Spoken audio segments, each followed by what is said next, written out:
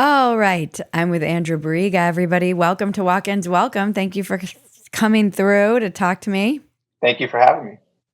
I'm excited to talk to you about your book, Victim. I really, first of all, want to hear a little bit about your background and how you decided to write, came to decide to write a book. Did you always want to be an author?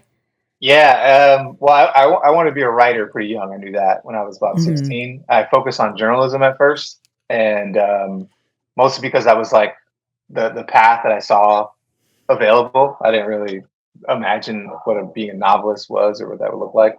But when I went to college and I started doing creative writing classes, then I fell in love with fiction, and it was around that time when I was like, I want to write a book. Where did you go to college? Cornell. Okay. And you grew up in the Bronx, I correct? grew up in the Bronx. Yeah, yeah. You're kind of living my dream. I feel like I was just in New York City, and I feel I was born there actually, Oh yeah, but I was where? only Where in New York? like Upper West, but I was only there for like the first 2.5 years of my Oh, life, okay, and then they okay. had my brother, and they were like, "We're out of here," and it was Yeah. like 1980, so it wasn't, I mean, I think it's a little bit more like 1980 now than it has been in a while. But I always, kind of dreamt of being like a novelist living in New York City. That was probably, if you asked me like, what was your dream when you were like 10, that was probably it. And even when I went back there, I was like, I still have that, that like lingering dream in me to be a fancy New York writer. Yeah, I wanted that for a while too, but it's funny. The book didn't really take off until I moved to Miami. Where I live now. So I moved about 8 years ago, and that's when all the real writing of the book mostly happened out here. So Interesting. yeah, I kind of had to leave.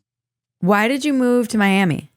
It was just so expensive in New York, and I had Yeah. lived there for so long, and like it was just changing. It was becoming this version of it that I didn't really recognize anymore. Not only just like, yeah, gentrification, whatever, but also like when I'd go out, the music would be weird. It wouldn't be like the hip hop and stuff that I was used to. It was like more poppy, and like when I would talk to people, it would almost be, I had these experiences where people would be like amazed that I actually grew up there. There was just like so many people who'd come from elsewhere, Yeah. and I don't know, just it just started to feel different to me.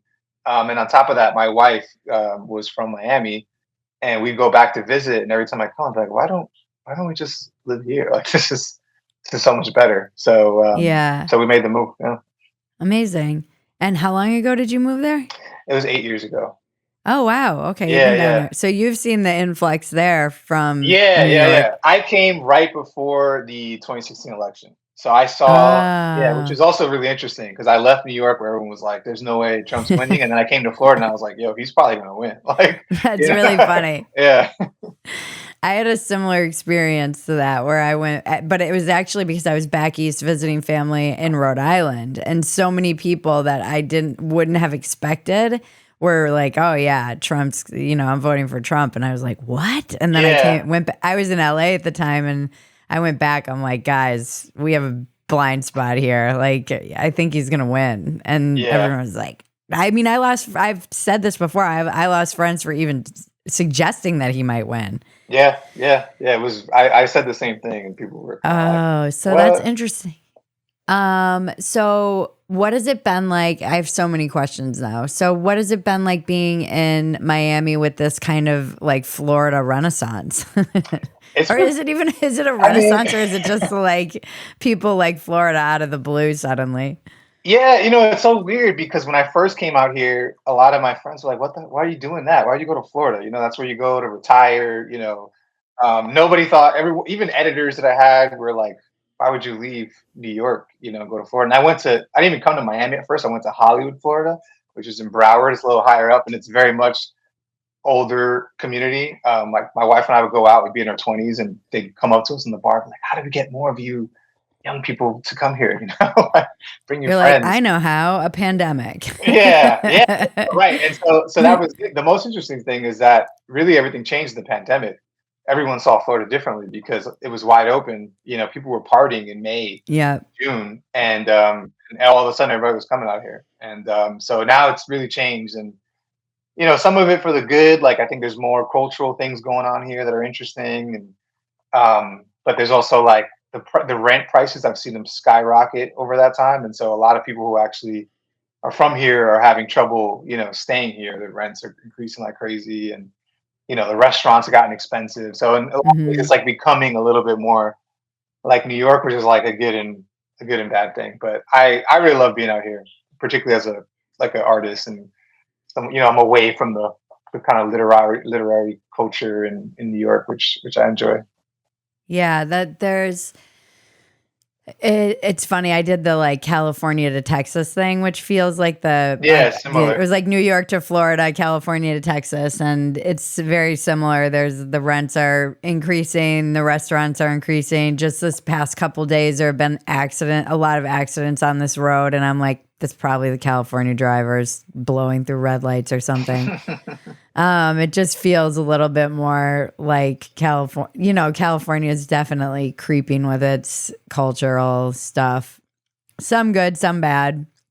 But it has been, I'm fascinated with that migration because did you go back to New York while during like the pandemic when it was open in Florida and closed in New York? No, we had just had my son. He was born Mm, July 2020, so like right at the height, and we okay. were like, we're not going anywhere. I mean, that Yeah. was it. That was it. The other thing too. Like everybody was going crazy in Florida or partying and everything, and we had just had a baby, so we were very much like, we ain't going anywhere, because he was Yeah. so fragile. Little. Yeah. Yeah, yeah, yeah. And so it took us a while before we actually came out. But no, I didn't go back to New York probably not till like end of 2021 when things were like kind of calming down a little bit, somewhat. Yeah, we came here in 2020. We drove here and to Texas from California, and it was like I don't know. It was a very similar experience of like really realizing seeing kind of federalism at its best because we left California, which was very locked down for a long time, but this was right. Probably it was probably around May, I want to say, or June. And it was like we stopped in Arizona and everybody was just out partying at this bar and there were like kids playing. It was so different from where we were, which was completely locked down. Everyone had lost their minds. People were so afraid to this like place that was basically open and normal. And then we kind of drove through all the red states and ended up in Texas where it was also very open. And so it was very strange to go back to California after that because you're like, we don't have to live like this. Yeah, yeah. Yeah, yeah. I had a lot of friends who made fun of me all of a sudden were very interested in like life in Florida and wanted to come visit, and it was an interesting switch, for the state. Has the Bronx become gentrified? It's starting, there's Yeah. in the South Bronx, they even try to call it like Sobro, I think. Oh, Jesus. Yeah, I don't know, super corny, but they like basically in the places that are closest to the city, you're starting to see development, a lot of high rises, like Hmm. shops, things like that. But where I grew up, which is more northern, my neighborhood pretty much looks the same as it did when I grew up. To be honest, it hasn't Hmm. changed a whole lot.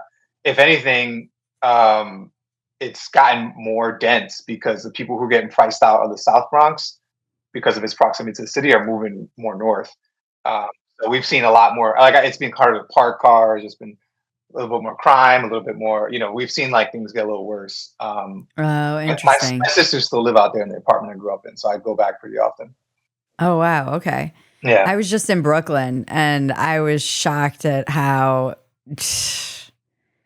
yuppie it is. It's like and it's been that way for a while, but even just seeing like all the construction but then it's still Brooklyn. Like I went it still to has some pockets of Brooklyn, like yeah, and we were staying at the Ace Hotel and I was like at this like conference thing and it was actually really fun, but we ended up I came home from the conference and walked into the hotel and it was like it was like like a pop-up DJ or something was there and it was the first of the month or something and everybody was like just getting down. It was like, and it wasn't gay or straight. It wasn't like, it was just bodies, all Yeah, types of yeah. bodies going off, sweaty, guys in suits. Like it was like it felt very Brooklyn. And I jumped in and danced for like 2 Nice. straight hours and it felt so good. But I was like, I do miss this. This is not,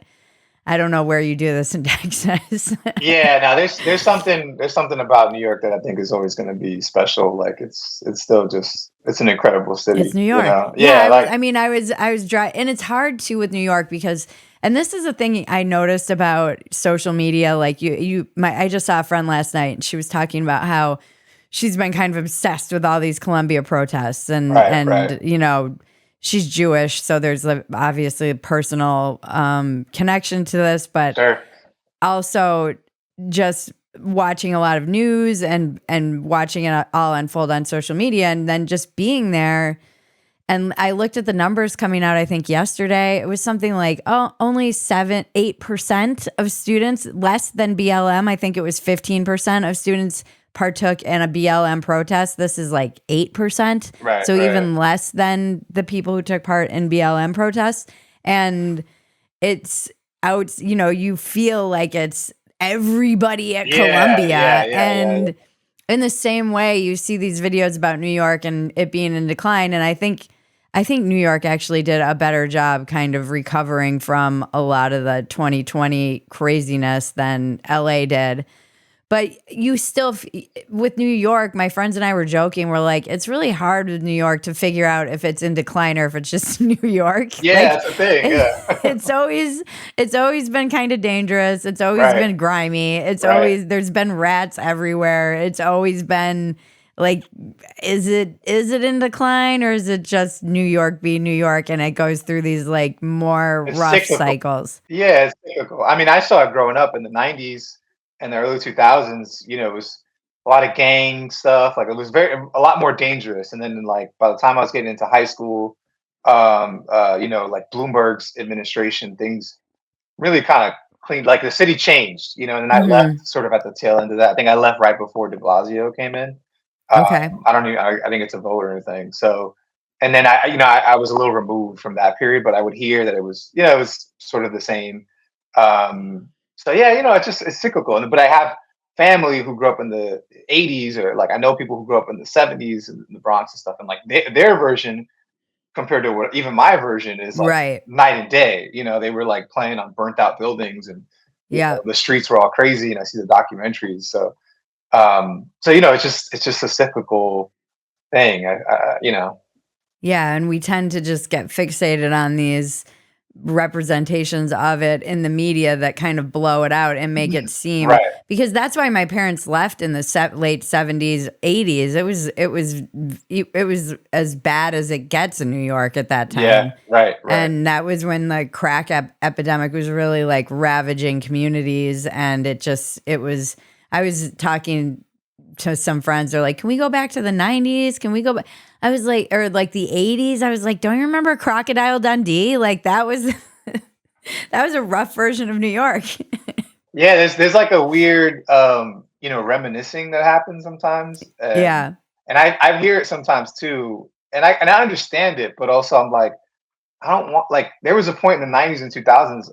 To this day, I still don't wear the color red. I don't wear red shirts because my neighborhood was like a blood neighborhood, and so like I never like I don't wear any red because I have like like trauma from growing up, and there was like all these colors that you could and couldn't wear, and there were things you had to be it was just a whole different experience. And while there was great music and culture that came out of that period, I don't necessarily like want to go back to that, or like have my sisters who are living there now have to go through that kind of, you know what I mean? So Yeah. Yeah. it's an interesting, people do that, but I do it too for the '80s because like I love New York City '80s culture. I wasn't even alive, but the artists, the Basquiat's, and the Keith Haring's, and the hip hop that was being like emerging at that time, and I read a lot of stuff about that period, and I like wistfully like, oh, it would have been cool to grow up then. But I imagine, but I imagine it probably would have been quite hard. It'd have been, I would Yeah. have had things I maybe didn't know how to handle.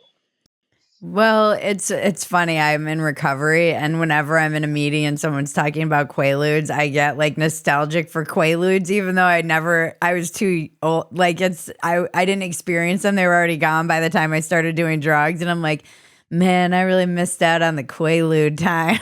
Yeah, or even like the literary part, like the literary scene back then seemed so cool, and Yeah, and I've never done like coke or anything like that, but I'm just kind of like, oh man, that would have been literary parties with coke and people, like going crazy at part. Now it's so subdued and so it sounds nice, but I'm sure there was a lot of downsides too as well. we were at this event, and like they're all kind of YouTubers, podcasters, and people in the like weird space we all occupy, and nobody drank. They were like, I was like, I don't drink. And this other guy's like, I don't drink either. I just can't. And then another person was like, I don't drink. He's like, does anyone drink anymore? I'm like, that alone is something that's so Yeah, different than yeah, even yeah. when I was coming up.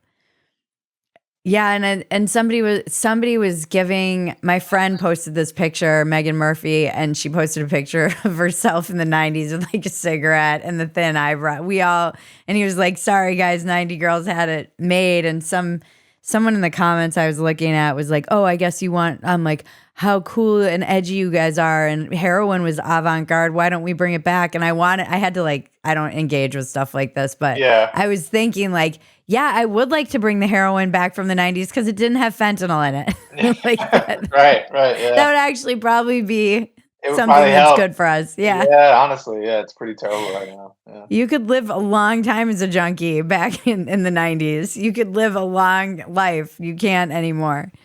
So you, in your book, you're talking about Puerto Rico. Do you have family from there? Have you been Yeah. there? It Yeah, I've been feels there. like you know the culture. Yeah, my mother's side of the family is all from Puerto Rico, and I would go often as a kid. They would send me there every summer, to like from probably like age, I don't know, 4 or 5 to 10. Like I went every summer. Um, yeah, so I would go a lot, and then we had a big migration of family out of the island to Florida mostly. And I stopped going as much, but I go every few years for sure to see family. And after the hurricane, I went to help out with the Okay. family who was still out there. With Trump, you were just tossing Yeah, some fucking paper guy. towels Oh into my the god, that was crowds. the most disrespectful thing ever. I was like, this fucking guy. Yeah. Um, so how autobiographical is your novel? Did your father, is he dead? No, no, he's not dead. No, he Okay. he he he left when I was about 5 or 6, but he's not dead. He's actually not even Puerto Rican. He's Polish. Um, Oh, yeah, okay. he's like Okay. Polish from Poland, so he's like for real Oh, wow. Polish. Yeah, yeah, yeah. My mom Where, and him met in Puerto Rico. They were both work at the same hotel, and then oh, they came to New York together. okay. Yeah, so no, that part is more based on family I had. I had uncles and stuff in Puerto Rico who were involved in drug trade, and a couple of them were killed. They lost their lives. So it was very serious and traumatic in the island, and that's part of why the family left, because it was just getting so dangerous out there that it was better to come to Florida. It's weird. There's been like a weird migration of um like crypto people to Puerto Rico. Yeah, they had like an article that just came out the other day. I had some family send it to me. I haven't read it yet, but Oh, really? yeah, like I think there's like a tax incentive, Yeah. and and there's like crypto people going out there, which is kind of fucked up to see. The way I mean, the island has just been in this limbo for so long, and it's just been exploited, and this is kind of like the latest version of it, I guess. Well, and I think they're avoiding, potential like uh yeah, it feels like a lot of people I know who are in that space who made a lot of money are Hmm. suddenly living in Puerto Rico. Yeah, yeah, it's a way to. I think it's. I mean, again, I haven't read too much on it, but it's from what I've gathered, it's a way to hide your assets and stuff. Kind of like going to the Cayman Islands or something like that. There's Right, some sort right. of But they're loophole out there. yeah, it's interesting that they're living there though. It's not like they're just putting their money there. So I wonder if there's I more think of I think just it's a residential status type thing that is the Okay. incentive. Yeah, that's from what I've heard. Yeah, the guy who did my website back in 2000, gosh, he moved there a long time ago and loves it. But this was back in like 2005, 2006. I think he moved there probably in like 2010 at the latest, maybe even before that.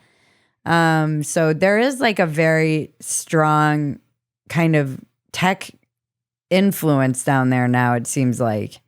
Yeah, I mean, I don't, to be honest, I don't know because when I go to Puerto Rico, I go to mostly to my towns, like my family's little town in Loiza, and it's like near San Juan, the capital, but it's not. It's very different. It's a lot like more, you know, residential. There's not like all these, so we just see the same people almost. Hmm.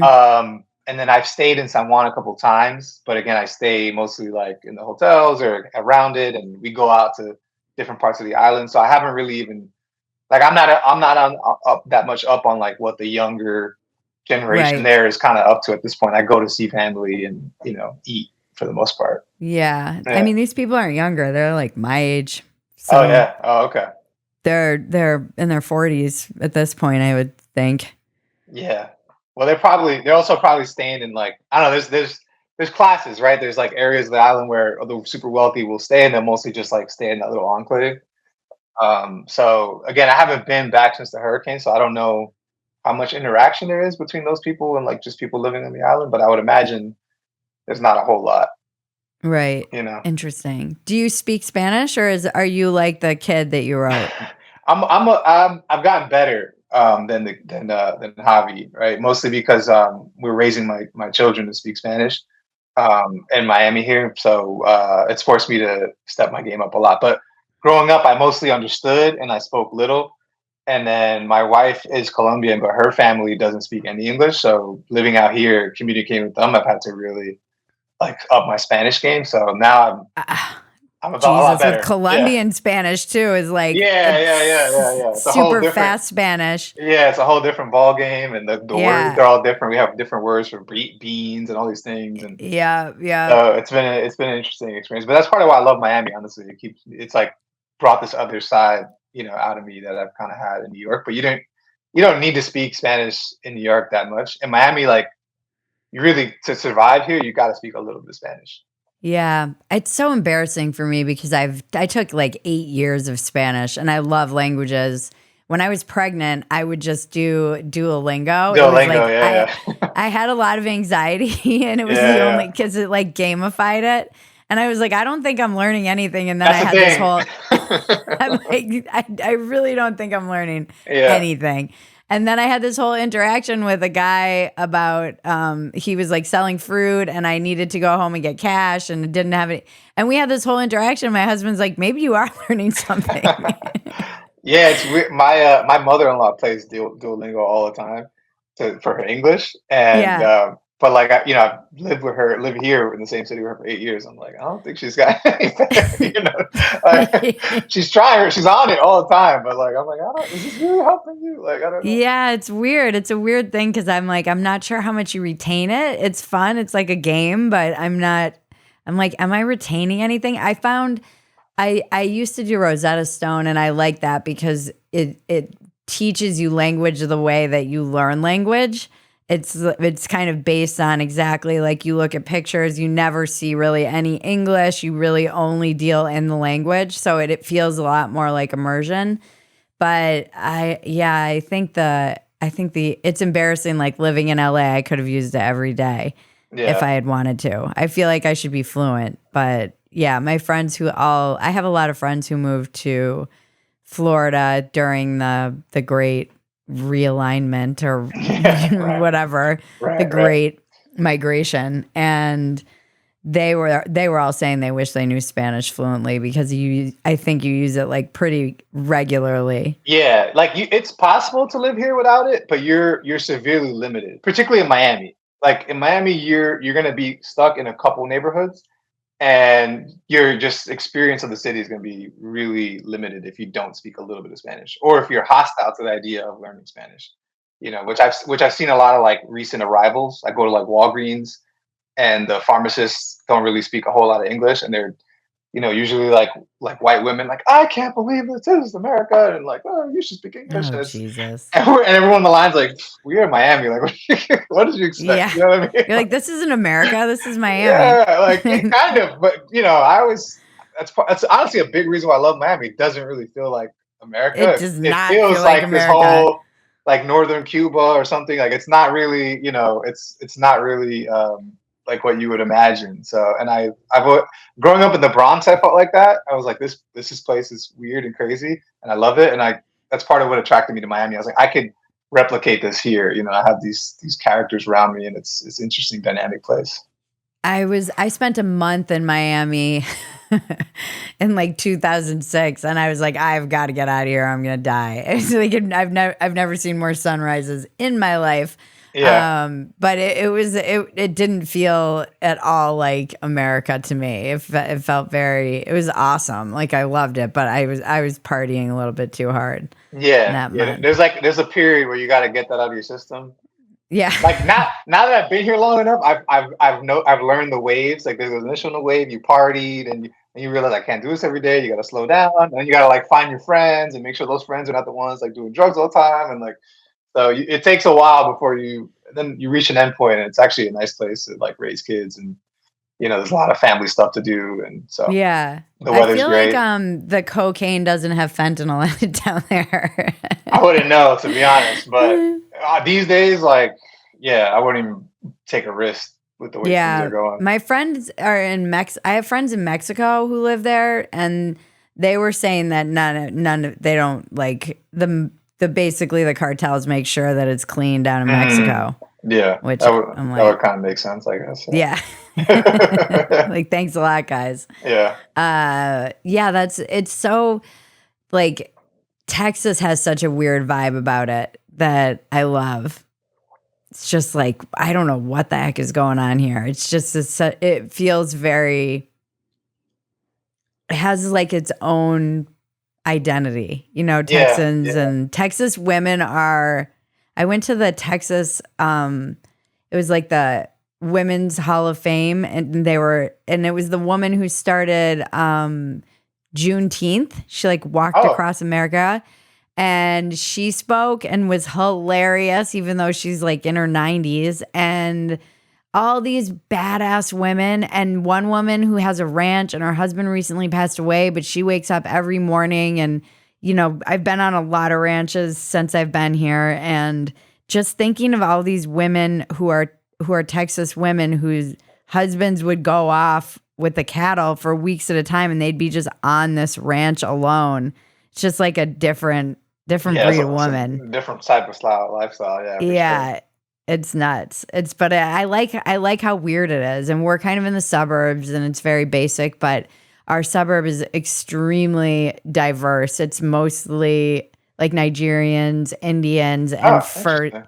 yeah, it's not what I expected at all. Yeah, I wouldn't I would expect that say at all. probably like even just on my street alone, I would say 50 to 60% is Indian, Nigerian, and then the rest are like young Texas families. Mm, So it's that's a nice cool. mix. Yeah, Yeah, that's cool. That's cool. it is. It's really cool. I'm glad, because I came from a suburb in Minnesota, and Oh, okay. it was when we moved a lot, but it was white. Yeah, I mean, that's what It I heard was, in Minnesota. So my dad lived out there for a little bit. And I visited him once, and it was so fucking cold. I was like, I'm never yeah. gonna. It's funny how people go to the climates that they're, like the India to Texas, climate is, I imagine it's kind of similar. I've been to India, That's and true. That's a good point. Yeah, yeah, that makes sense. and like the whole, Scandinavian to like Minnesota, it's what they know. I don't Yeah, think yeah, yeah. your dad's Polish, so Yeah, it's no, he just, doesn't understand. Like yeah, cold is below, 30 below. That's like cold. yeah, Like, oh, exactly. this is fine. I'm like, what? Like, Yeah, and in Miami, you're like, no, we are yeah. always No, warm here. the weather was a huge decision making factor for me. Like, I just hate it. I mean, even though I grew up in the city, with all the snow, like every year, and I had a car, and I had to shovel that shit. It was like, I'm done with this. Oh no, I Yeah. know. I had to do that too. I just don't want to do it anymore. My family's in like all over New England, and growing up doing high school in Minnesota, I remember literally having to take a blow dryer out in the morning to even get my key into the car, because this Yeah, was back when they had keys. yeah, It's so funny. My daughter was looking. We were given these like old books and one of them is literally from like the 70s, and not politically correct at all. Like for the yeah. different letters, like I is like Indian and Oh G god, is gun. I know it's like not. a children's book. It, Nice. yeah, but it's like the letters of the alphabet. Right, right, But right, what right. she has, one of them is like K for key, and she was like lamp because it looks a little bit like it could be a lamp. But I'm like, Right. oh yeah, you don't know what keys look like, Oh wow. because our car keys are all like the Yeah, fobs yeah. They now, have the you know? fobs, and then the Yeah. front door. You don't have. You have like a We a do key. have those. We have a normal key for our front door, Okay. but I think normally when she's like playing with keys, it's like, daddy's car key is Yeah, yeah, yeah. it's funny. I was like, you don't even know what a key is. I need to get you on. It's weird, wild. So you have two littles who are kind of similar in age. Yeah, yeah. What is it like for you raising these little munchkins right now? I mean, it's fun. It's hectic. It's stressful. It's beautiful. I mean, it's like everything all at once. I feel like my days are. I'm just a roller coaster of emotions. Every day, Like a especially toddler? especially. Yeah, yeah. I'm on their emotional path. Especially on the weekends when I'm with them all day. It's just like you feel all range of emotions, and then by the end of the night, you're just like, get the fuck to sleep. And then Yeah. as soon as they're in bed, though, like 10 minutes later, I'm on my phone, like look at pictures. Oh, they're so cute. I can't Yeah. wait to hang out with them tomorrow. So it's like this weird. It's almost like an abusive relationship. Yeah. It's like but it's been the coolest thing. I love being a dad. It's been really fun. Does your wife work on the weekends? Is that why you're with them all weekend? No, no, we both are off, but during the week they go to daycare, and we Oh, both work. okay. We both work from home, and so so the weekend is like when we have the most time with them, all day, and we can't like drop them off somewhere. Yeah. So we feel it more very intensely. Yeah. What does your wife do? Is she also a writer? No, she's not a writer. She's an Oh. architect. Oh, Yeah, yeah, okay. yeah, yeah. She's Nice. very much outside of the field. Yeah. And so do you still do journalism? You've written stuff for what Yeah, has your I've path been?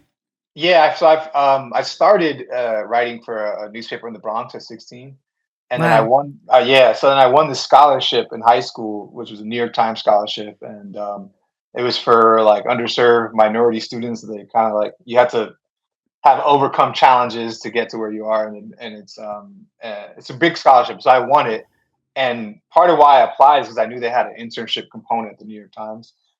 So as part of winning it, you got to spend a summer there. So when I was 18, I actually interned there. And usually they don't let you write because you're 18, and it's like, why Right. would they let anybody do that? But I had writing experience, so I kind of like talked my way into letting them write a little bit.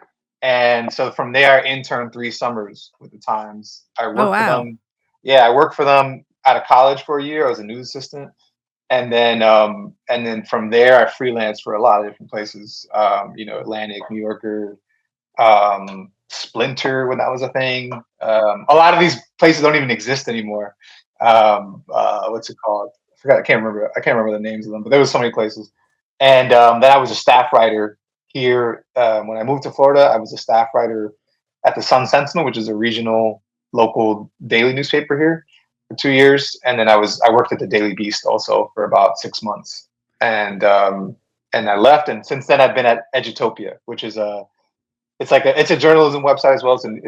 But we do stories only for teachers really, and K through 12 teachers and school leaders, and it's like very solutions oriented. We don't touch any of the like book banning or like CRT, like nothing. We're just focused on like what works in the classroom and research and things like Interesting. that.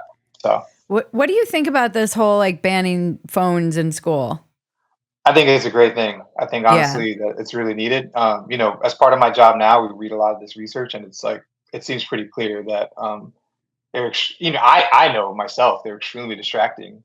Just having it out around me makes me want to grab the phone for no reason. I could imagine, and I'm old enough to remember not having a phone. I could imagine a kid who was programmed their whole life to have this device. So yeah, I think it's definitely needed. I think the arguments against it are kind of weak too. I think for the most part, it's like, oh, parents won't be able to get in touch, but there's ways to build in, time, like a kid can use it during lunch or something. You know what I mean? Like we don't have to do. We never got in touch with our parents during Yeah, which also school. it's also weird too. Like, yeah, like my mother would never, I mean, we didn't have cell phones, but I don't know, it was weird. Like I had a lot more independence growing up, and I just think that's missing a lot as well from the kids these days. But yeah, no, I think they're pretty bad, and they probably shouldn't be used in I schools, to had be no honest. idea that they were just allowed in school Yeah, until I mean, recently. depending on where you go, depending on what school you're at. Now, there's a lot of places instituting bans and stuff. Hmm. Not as many as probably should be, but there's for the most places. I mean, it's you could just have your phone on you, which seems crazy. It's crazy. Like, I can't imagine that. Yeah, no, I would have got absolutely nothing done ever. Yeah, I didn't know that. I have a like dark joke that I always make where I'm like, but how will the kids say bye to their parents during the school shooting? Okay. I know it's dark. But you know what? That's a lot of the reason. I think because of those shootings, sadly, I think that's a big reason why parents are like, no, we need to have the phones. They can tell us.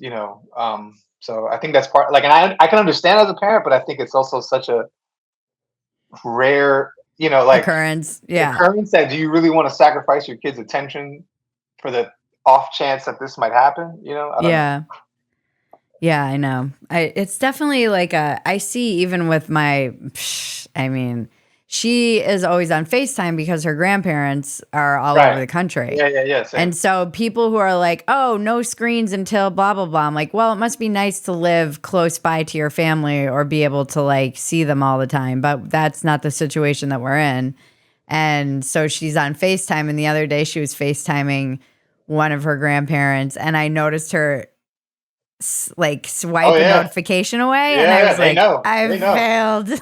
Yeah. My daughter is in what 19 months, and she yesterday she unplugged the phone from the charger. She knew where to unplug it. She knows how to go to YouTube. And I was Yeah. like Have she you knows how seen to. those? Yeah. It's so funny. Have you seen those memes? It's like my favorite meme on Instagram. And it's like toddlers don't know how to tie their own shoes, need Velcro, all this stuff. And then it's like toddlers in front of a tablet. And it's They know like, exactly what to yeah, do. Yeah. Yeah. Yeah. it's like Robert Downey Jr. with all the screens in front of him.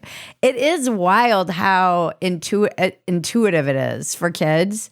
My husband and I were joking that there should be like a sketch where it's like get a bunch of they're trying all the new stuff on like toddlers. They're like, can the Yeah. toddler figure it out? Yeah. No. Well, we need Smart, to make it actually. simpler. Yeah. Yeah. No, they're yeah. So it's. I mean, at a certain point, it's kind of inevitable. I mean, I think a lot of people. Before I was a parent, I was like, yeah, no, I'm never gonna give my kids the phone. Like, a lot of people who don't have kids like to say that, and then when you have kids, it's like Yeah. sometimes you gotta cook dinner, or you Yeah. gotta like use the bathroom, Yeah. Everyone's a and great parent until they have kids. yeah, so I mean, we try to limit it as much as possible, but in the restaurant sometimes, like we don't even get to eat unless they have something to calm them down. So, I think I've become a lot less judgmental now. I Oh actually yeah, have kids. definitely. Yeah, yeah, Yeah, and she loves movies. She loves right. she's obsessed right now with, she kind of gets I mean, I know Moana by heart. Nice. From beginning to end. Great movie, really, truly one of the Yeah, yeah. best Disney Disney's movies. Disney's Disney's are good. They put out some good stuff. Yeah. Yeah, so and I don't care because I feel like it look, I grew up in the 90s when everybody was freaking out about the TV. And we would come home and I would watch MTV when it was good, and we watched like probably 4 hours of cartoons every day after school Yeah, because I was same. one of five and my mom Yeah. had to cook dinner and like get stuff done. And we were fine, I think, we Yeah. all turned out. So that's where I'm like, some of this stuff is true. And some of it feels a bit like, haven't we been through this panic around, around technology that because I like that we have like movie night and when she needs downtime, she's pretty good at like entertaining herself, and she's an only child. So and we play with her a lot because I'm not one of those parents that's like, don't play with your kids. I'm like, that's freaking weird too. Is that a thing? People don't play Yeah, with there's a whole thing. I'm sure it's like Twitter based and probably people who don't have Okay. children. But there's some people with kids who are like, I never play with my kid. I let them use their imagination, and you shouldn't get down on the floor and play with your kid. And I'm like, that I love playing with my kids. That's So weird. fun. What's the fun. That's like the whole fun of it. It's like, I'm yeah. like, have you not seen Bluey? He makes all of us look like pieces of shit parents. Like he's really, really committing to all of those bits as dad. Yeah, I haven't my kids are not really on Bluey yet, so we haven't seen Oh it yet. man, it's No. actually like really profound. I'm surprised at how profound some of the episodes are and have been. There was one that was about like sleepy time or something. I was like in tears watching this thing. It was so Oh, really? beautifully done. And I was like, am I alone? And then no, I went online and there's like this whole people talking about like, I'm not crying watching Bluey. So yeah, I think it's such a weird thing to try and balance, because also you have all these parents, like I'll have people who are online on Instagram, and they'll be sending me like reel after reel after reel about, kids and screen time, kids and screen time. I'm like, maybe you need to take some Yeah, of see, the right, advice seriously. you're fucking sending me all Yeah, yeah, day, yeah, yeah. because you For have real. sent me 50 reels. So maybe, Yeah. and that's what my husband and Jaron and I always talk about. We're like, so much of it is just modeling. So it's like it's forcing us to be more disciplined around our devices, which is not easy. I Like, mean, to be honest, that's the biggest, from what I've learned, that's the biggest challenge of parenthood, is that you realize that to make changes in your child, you have to change yourself. And I'm like, fuck, man, like I know I can't yesterday just she's tell you like, what to do. Like, I have to do it. yeah, Shit. yeah. She's like, yesterday she's like, oh God. I was like, where did Oh she yeah, hear yeah, yeah. that? Oh, I know. Yeah, my kids say stuff all the time. Like, why would you say that? And then I catch myself saying it. I'm like, oh shit, that's me. Damn. Yeah.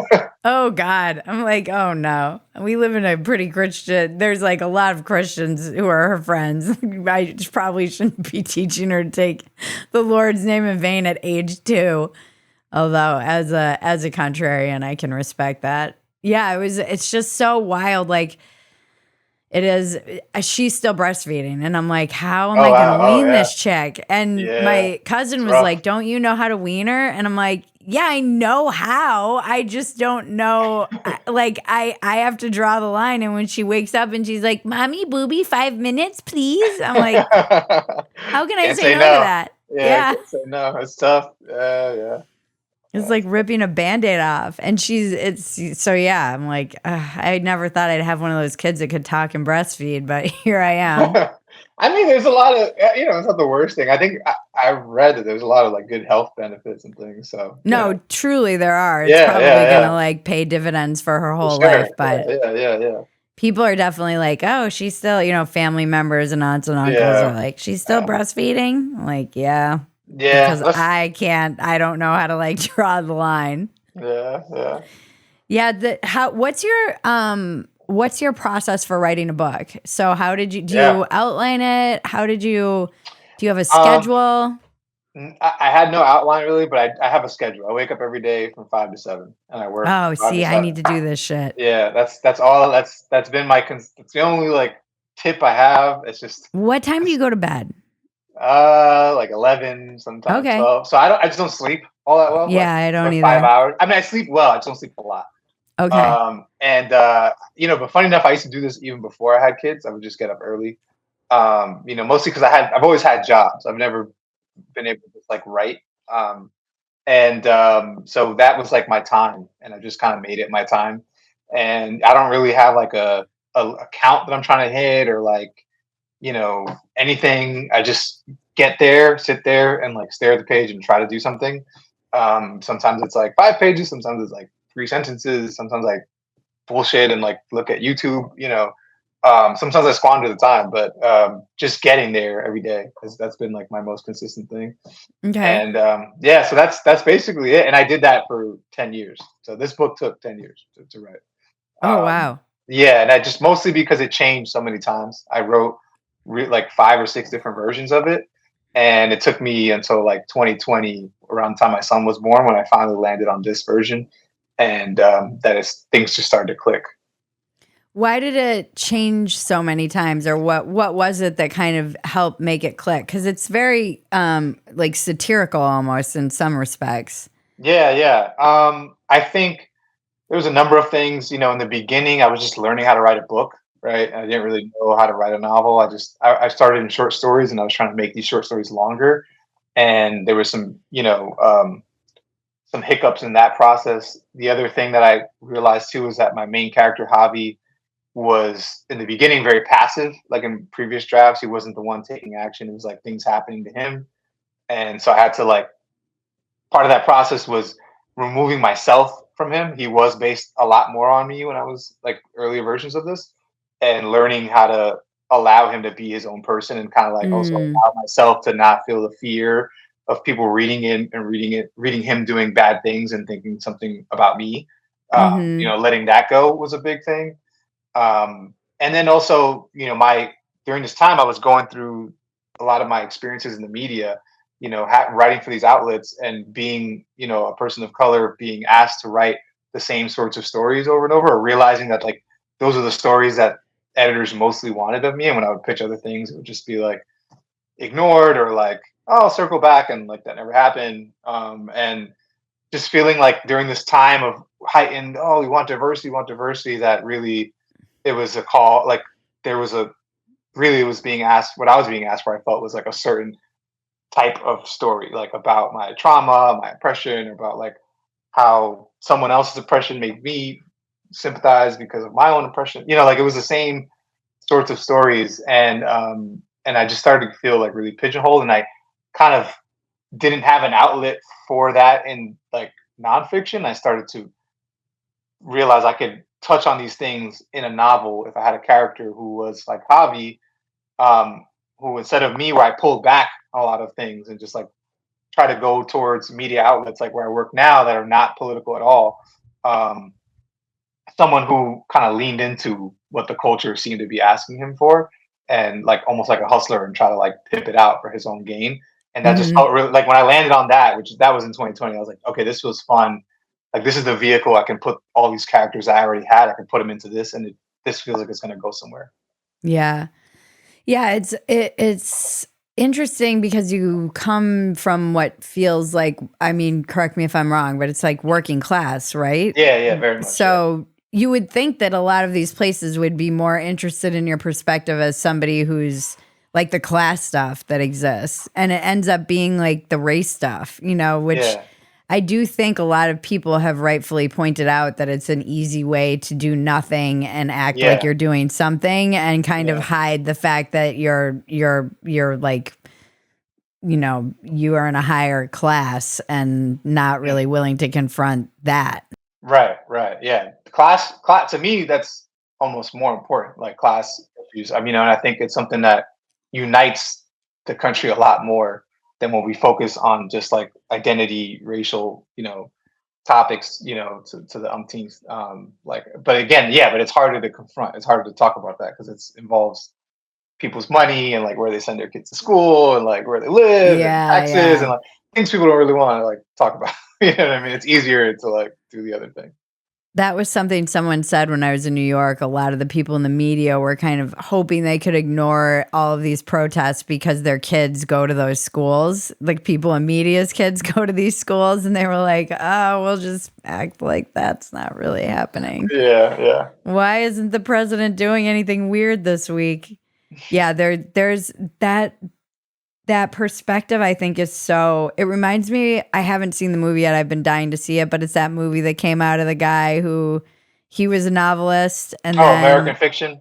yes. Yeah, It yeah, looked yeah, really yeah. good. Did you It see was it? good. I saw it. Yeah, it was pretty good. Okay, Yeah, I need to yeah, see it. yeah. But I kind of, it feels a little bit like same vibe of your book, of just somebody who's like leaning into this because why wouldn't you exploit it? Right, right.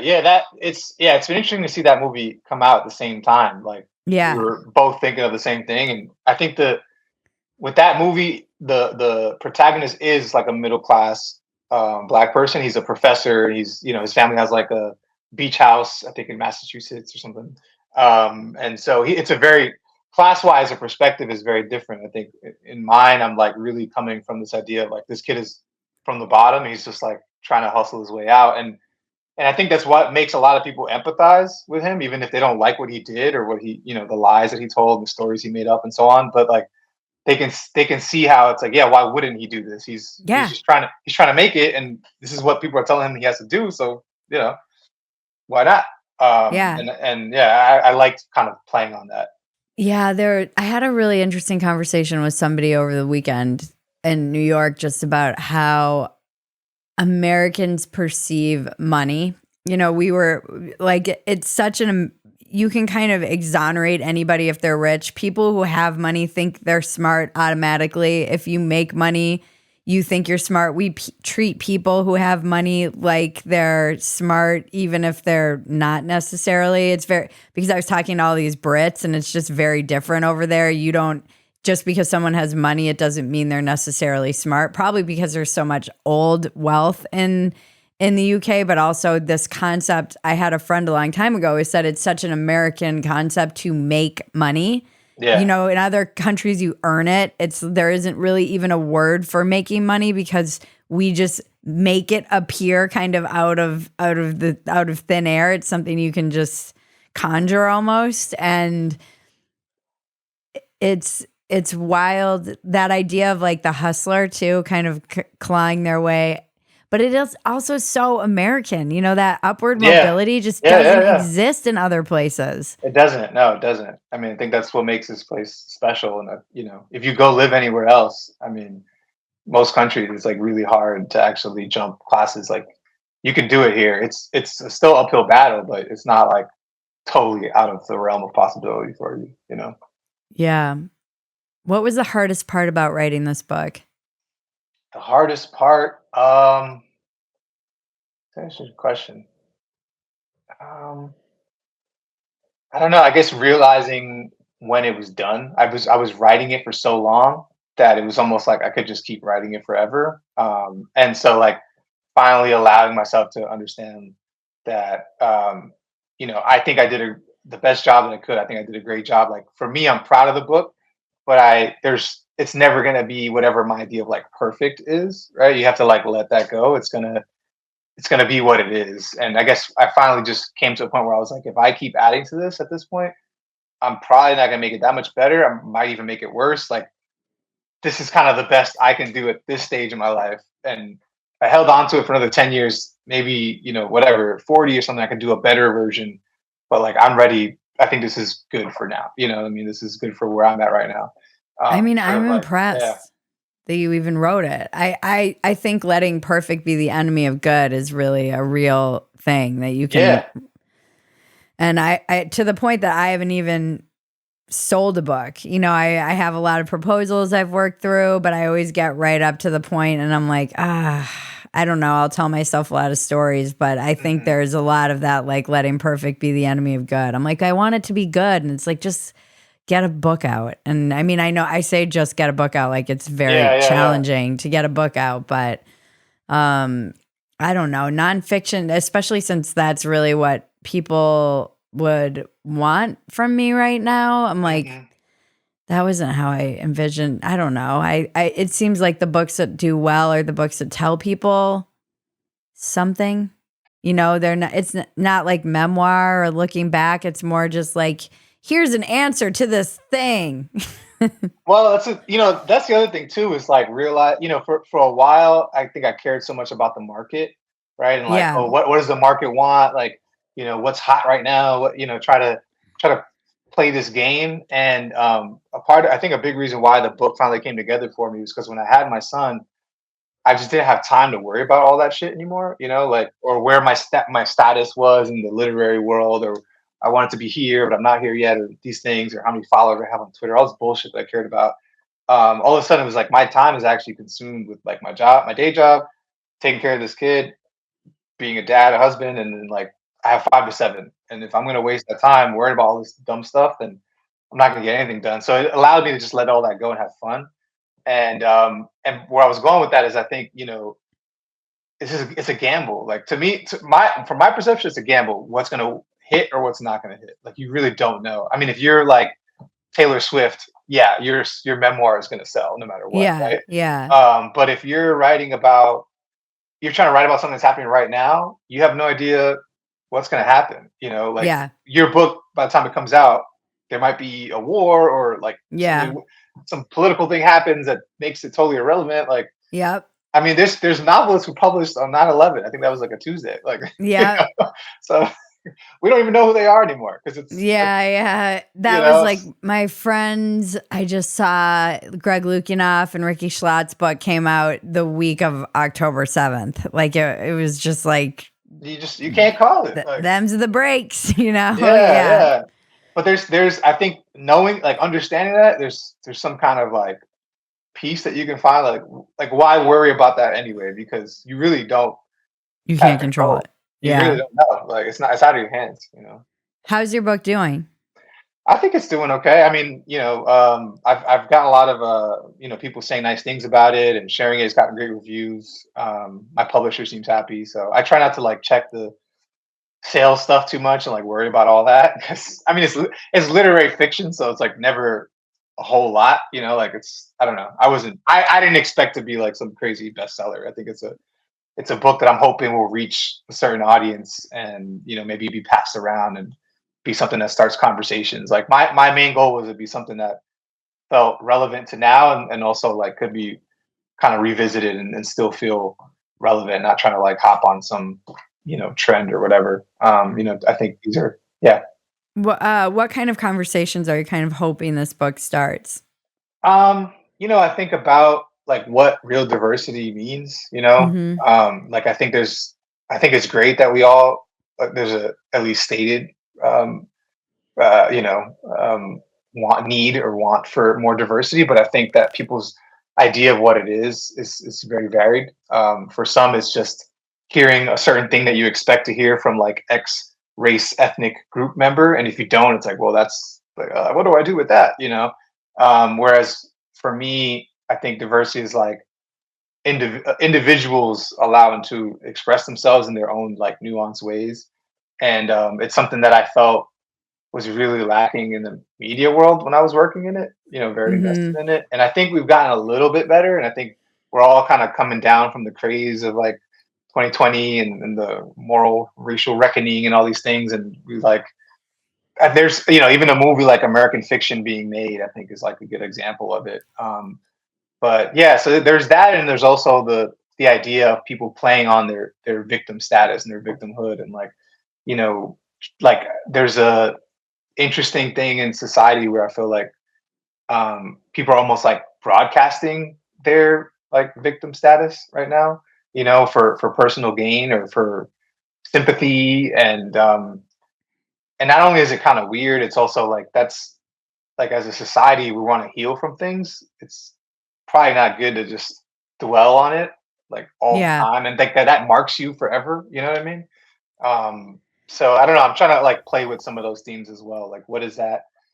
Why do we do that? And why is it so popular? And like, what's Well, really I at the mean, yeah, that's why we started this podcast. That's why I was so eager to have you on because it was weird. Like, on the one hand, there's this presenting your victimhood as it's been monetized. So, yeah, for one, sure, yeah, you can make money doing it. So, yeah, right away, it's a very easy, as you point to in your book, to kind of climb the status, and it is this weird inverted pyramid of like the less meritocracy. It's less meritocracy, more just like what boxes you check off and how much victim. I mean, but they do this in schools. My husband had to do the like privilege walk or whatever. oh This really? was not long ago, like in his getting his master's degree. So not only is it something that the culture is pushing, but it's also pushed in academia Yeah, and yeah, you're supposed to kind of reflect on your privilege and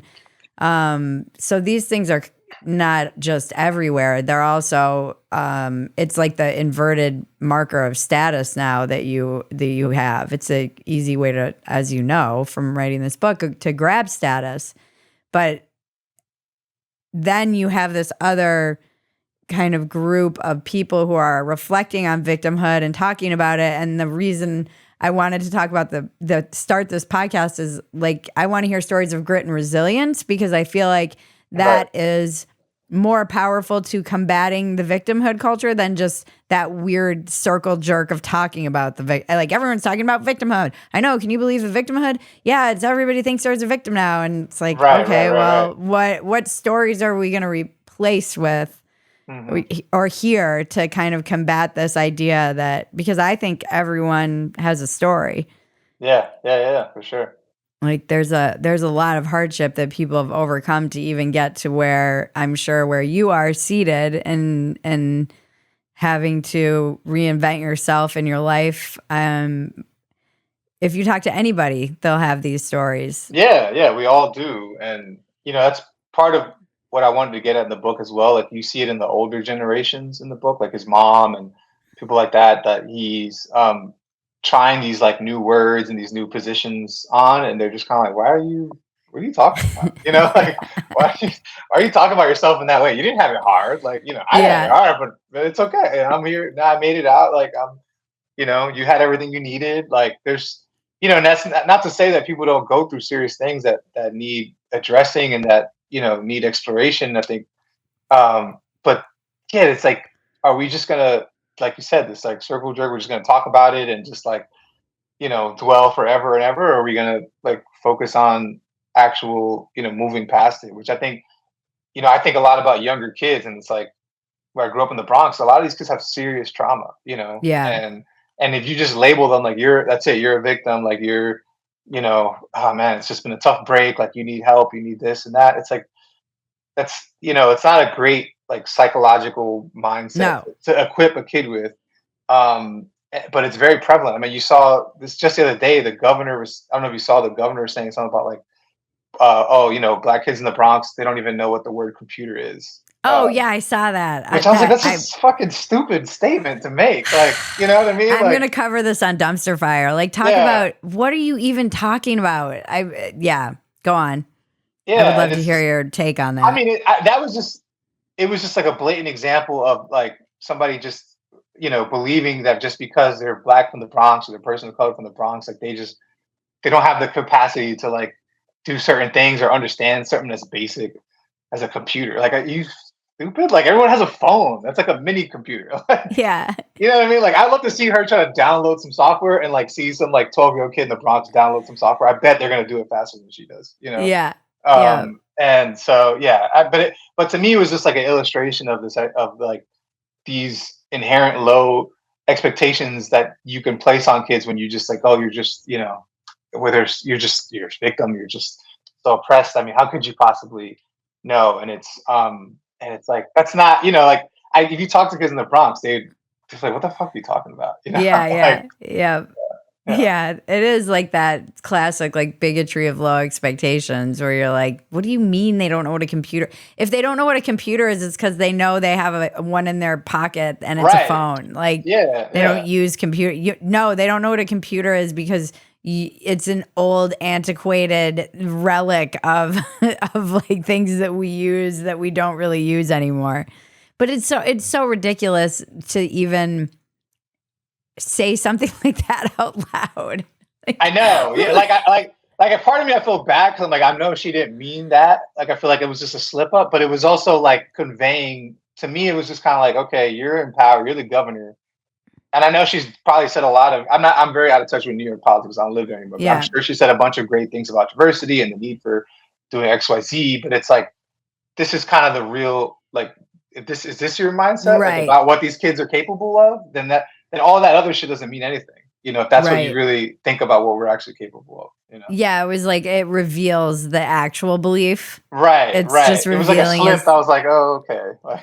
Yeah, like a Freud. It's definitely feels like Freudian or something. Like it revealed her actual beliefs that she might be able to hide behind like, oh, the diversity, we need to care about it. It's like, I just think these kids are so dumb. They don't even know what computers are. Right. And it's like, okay. Yeah, it just belies something even more insulting. Yeah, for sure. Yeah, it was that was Yeah, we'll probably cover that on Dumpster Fire, actually. I like to go after those. Those are like the stories we love making fun of on that show that I have. And that's another great outlet for like all of this insanity. And that I spent the weekend talking to the Yuri guy from NPR. Yuri. Oh, yeah. I read his essay. Yeah. Yeah. And that's the same thing too, where it was just like, they're churning out just like, I mean, there is something to the idea of Blue Anon too. The people who are like, oh, it's QAnon. And I'm like, my friends who just have NPR on in the background, they got significantly more insane the longer they listened to NPR. They really became like something else that I didn't recognize. And it was not using their logical brains to kind of think through things. Yeah, it was, to me that was funny because I was like, I thought he was pointing out things that were kind of obvious, right? Yeah, like we all know this. Right, we all know it. Like I listened to a lot of NPR like when I first moved here, and then it just started getting, every episode was about the same things. Yeah. It's like you're racist if you do this, or like this is, this underprivileged. Like there was just like, it's not bad to talk about underprivileged people or stories, but it would be like the most minutest thing. Yeah. Like it's like racist if you like eat carrots or something. Yeah, exactly. Like what are you talking about? You know what I mean? Like it was just, I was like, all right, you're stretching now. This is a lot, and it was just, and so it was like a salt in my ears, and I was like, I'm taking it off. So I stopped. But then one of the few plays I did listen to was a local station in Miami where they had the show where they would interview a lot of artists and writers. And that show recently got canceled. And the host, who is a Latino guy named Carlos Frias, he was fired, and, his whole staff, and he did a lawsuit against them because they said the show was too Hispanic, or like he was having too many Latino guests on. It was like too in fucking Miami. It was just like, even at their own, whatever they're supposedly the North Star they're talking about, they're not doing a great job, right? They just, to me, it was like yet another example of like media organization saying these like really grand things, and then in practice not actually walking the walk. Like their viewers of color haven't really increased. Like whatever they're trying to do, it's not really working. And I thought the guy's essay was clearly pointing that out. Maybe he shouldn't have wrote it without their permission because that's the employee standards. I don't know. So when he got fired, I was like, I guess I can see that. I think he resigned, but yeah. Oh, he resigned, right? Yeah. You never know how that goes, but but he, like I read the essay and I was like, this is. I thought it was pretty, clear. Measure. No, I think we all knew. You know what I mean? Yeah. Yeah. I was like, there's no groundbreaking thing in here. And then the Times wrote their own story that basically said the same thing in many ways. There's a story that I don't know if I should tell, but I think I've told it publicly anyway. But the Good Times cartoon that's coming out, and it kind of went viral. No, I didn't know. So they're like rebooting it as I think that's what it is. Am I losing my mind? I think like Seth MacFarlane is doing it. Oh, okay. Yeah, it's the animated reboot of Good Times. So the guy who wrote the original script is a guy who grew up in the projects, and it was an amazing, brilliant script. And then it went to Netflix, and it got like they had to hire a black person to give him notes because they were worried that the like people who were giving him notes. He ended up getting like fired off the show because but this is again another example where you're like, you guys have lost the freaking plot. So they kept like the funny, but now so they posted like the trailer, and it got round. They were so afraid of Black Twitter that they didn't want the characters to be human. And he was like, how can I make jokes about people if they're perfect? You can't. You can't have a family of black characters who have no flaws and make jokes. That's just not going to happen. And they were worried about this and worried about that. And he ended up getting booted off the show, and then they released their trailer, and it got absolutely torched, rightfully, by Black Twitter because it ends up looking very racist. So like in the original pilot that he wrote, there was this like baby drug dealer, and the baby only dealt drugs to, it was like only antidepressants to white kids, which is really funny, but but they only kept the baby drug dealer. They didn't keep like any of the funny. Right, So they right, just like right. destroyed this thing. But it's another example of like you have a kid, like this young, brilliant writer who's a black kid who comes from the projects who wrote this brilliant script that you've all destroyed white people who think you know how black people should appear for the Right. media. And now Right. he's not even on the show. I was Right. like, how is this story not out there? Because it's a perfect example, and he still wants to work. And like, I'm not sure. I know this story from other people who were involved, not him directly. But I'm sure he just kind of took the hit and moved on and kept on working because you want to keep on working. But like, what a bullshit thing to happen. Yeah, yeah. I hadn't been familiar with that, but I'm not necessarily surprised, right? Because like I I mean, should just like report on it. I really you should. should. That'd be a great. I think that I love to listen to that. I love to hear what he has to say. Honestly, Yeah, you know, I should I think report. Yeah, it's tough because he doesn't want to be like you. That's the tough thing right, about any of these industries. You don't want to be like a right, troublemaker or like exactly. you don't Yeah, want to yeah, yeah. get blacklisted, which is so ironic. Like it's so that kind of stuff drives me crazy because I hear these stories and I'm like, aren't you guys like this is the opposite of doing what you say you're trying to Exactly. do?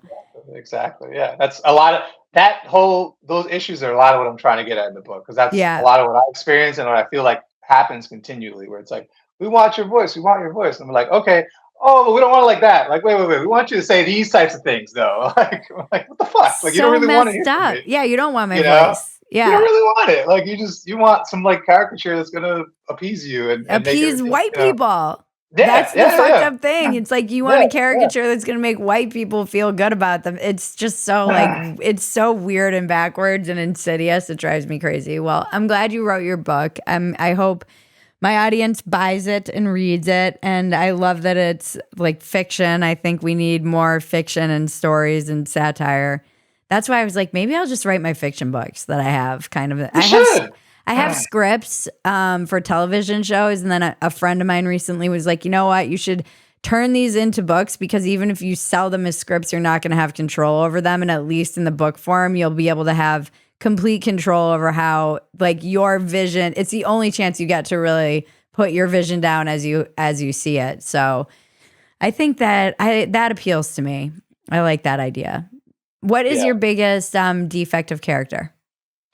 Oh, defect of character. I'm not great at relaxing or like taking time off or like I'm very much like go go go or like when I have a day off, I plan 5 things to do on my day off. Like just sitting on the couch, like it's really hard for me. So I'm trying to get better at that, especially now with my kids and like I have to Yeah. relax, otherwise I'm gonna burn myself out. So, but yeah, that's been a struggle. I've been like I've had jobs since I was really young, and my mom's a Yeah. single mom, so I helped out my sisters. Like I've just been kind of grinding for like a long time, and so it's like hard to tell myself to slow down. So I'm I working on totally that. feel that. Yeah.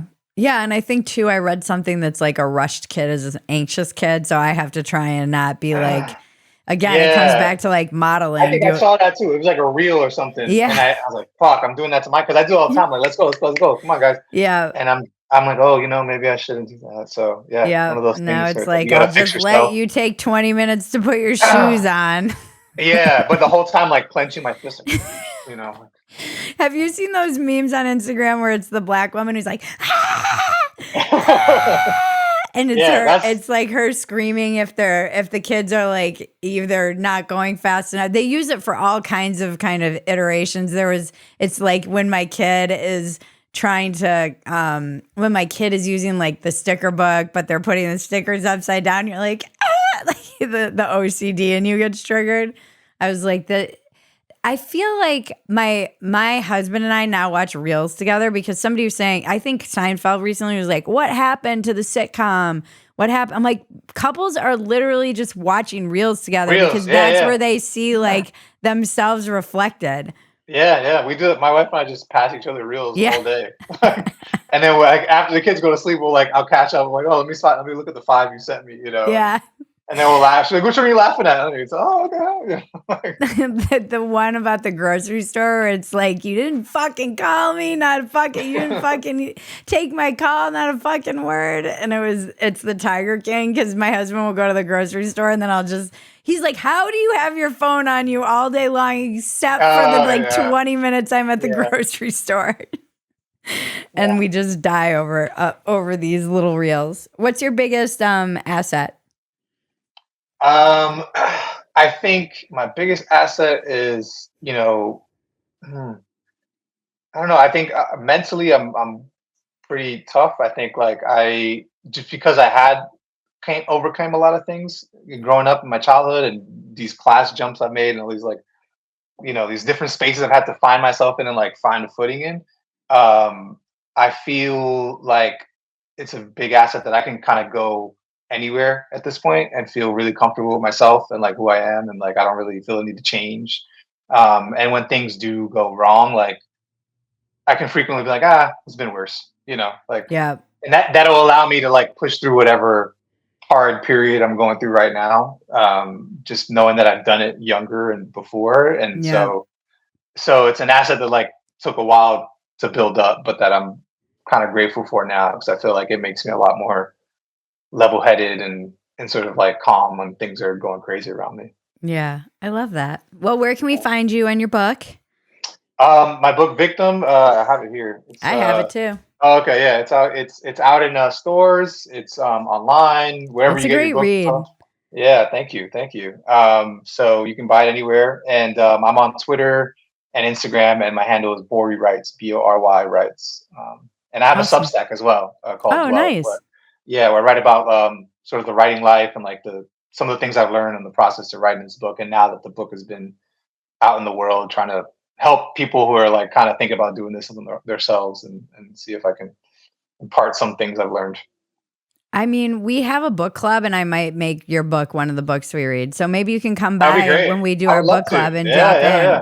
Because that's something I really want to do. It's fun. Yeah, it's been fun. I love that. Yeah, I would love to do that. Okay, cool. Well, thank you so much for your time, and this has been super fun. I might be in Florida at some point soon-ish, so maybe we can get the kids together.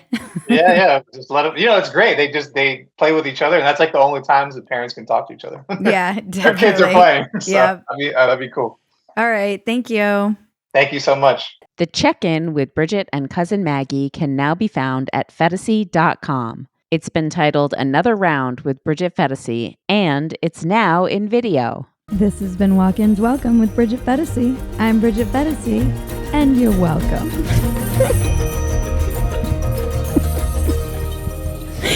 It's the dumbest line.